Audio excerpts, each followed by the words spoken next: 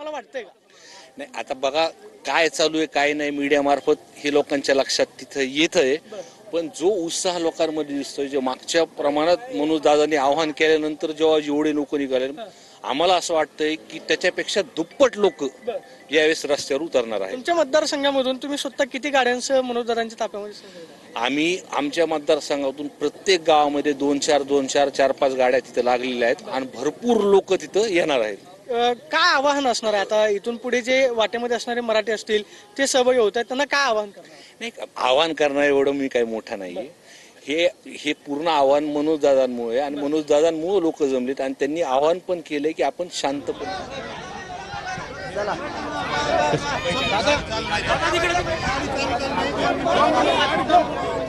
दम्माने होईल ना त्याला त्यांना वाट देते दम्माने या तुम्ही दम्माने या. चला तवर हवेला लागतो आम्ही.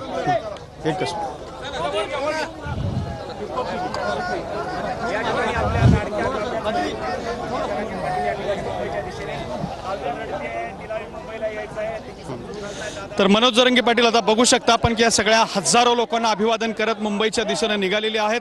दादा हा तुमच्या आयुष्यातला दुसरा प्रसंग आहे, तुम्ही मुंबईला निघालात, पुन्हा एकदा लाखोंचा समाज तुमच्या पाठीशी उभा राहिलेला आहे, काय भावना आहेत आज? समाज येणार आणि लय येणार. कोणाला वाटतं जात हराव म्हणून? सगळे ताकदीने येणार. तुम्ही बघा आता मजा, तुम्ही बघा. चलो धन्यवाद. आता काय लय गर्दी झाली. ऐका तुम्ही टप्पे सांगितलेत समाजाला येण्यासाठी, हा नवीन भाग आहे त्यामुळे विचारतो. पुढे गेल्यावर बोलू आपण ना थोडं, कारण निवांत करू सगळं.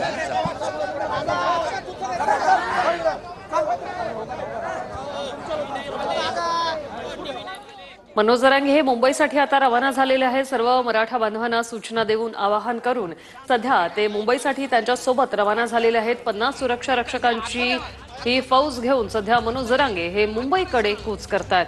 गणेशोत्सवाला आमच्याकडून कोणताही गालबोट लागणार नाही असं जरांगे यांनी सांगितलेलं आहे. टप्प्याटप्प्याने ते जाणार आहेत आणि 29 तारखेपासून आंदोलनाला उपोषणाला सुरुवात होणार आहे. एक आझाद मैदानावर त्यांना उपोषणासाठी परवानगी मिळण्याची देखील आंदोलनासाठी परवानगी मिळण्याची शक्यता आहे. काही अटी शर्थींसह ही परवानगी मिळण्याची शक्यता वर्तवण्यात आलेली आहे. तसंच सरकारचं शिष्टमंडळही मनोज जरांगे यांची भेट